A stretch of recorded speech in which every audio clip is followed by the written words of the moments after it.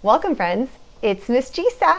Today I have a very special story called A World Wonder, written by Laura Wifler and illustrated by Janna Mattia.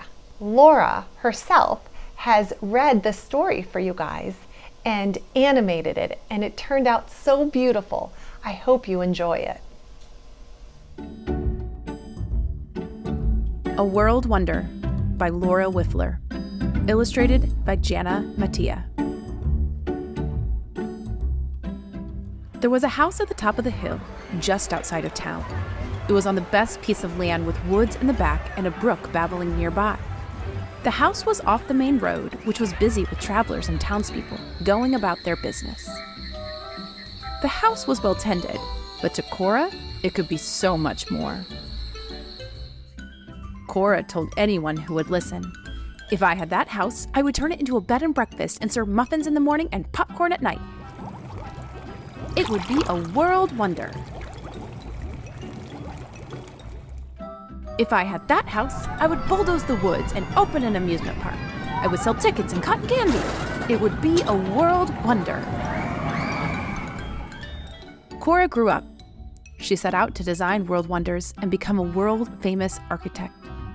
Cora designed a stadium where thousands of people could watch games. People said it was a world wonder. But to Cora, it was not wonderful enough to be called a world wonder. Cora designed a museum that stored some of the world's most famous treasures. People said it was a world wonder.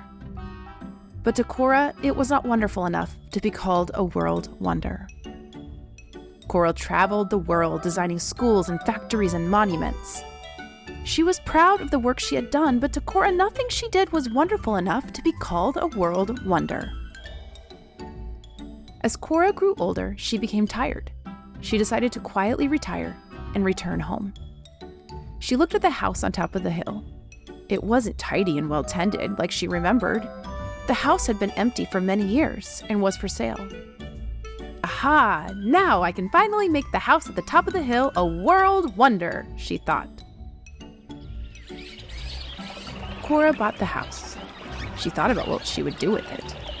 A safari-themed water park? A castle? A rocket factory? But she couldn't decide. This was her childhood dream after all. So while she thought, she fixed up the house.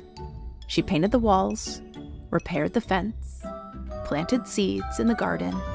She even got chickens. One day, as Cora was walking in the woods, she came across a group of children. They were dragging dead logs and branches together, propping them against some trees. "What are you doing?" Cora asked. "We're building a fort. It's our secret hideout. It's gonna be the best ever. I'm working on the kitchen." Cora thought for a minute. It was quite small, not her typical project. "Can I help?" They worked together for a few weeks. When it was finished, the townspeople came to see it. Ooh. Ah. Oh, look, a tiny door. Look at that flag. There's a tunnel. Hello. There are stairs back here.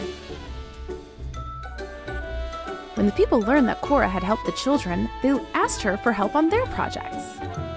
So one by one, Cora worked with the townspeople. Together, they built elaborate desks, spacious birdhouses, and fancy bookshelves. They designed bunk beds, a train set, and even a super speedy scooter.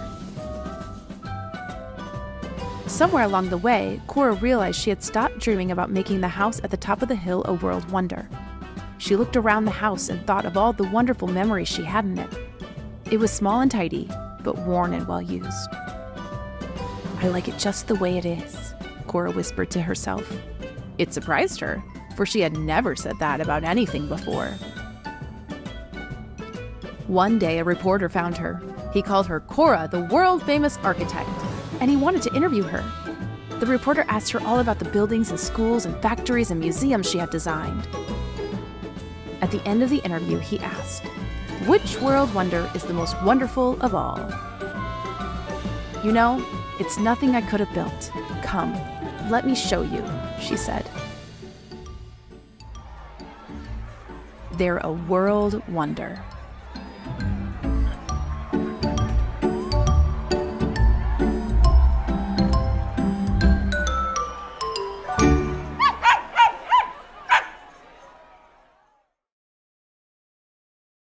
Thank you for joining me today.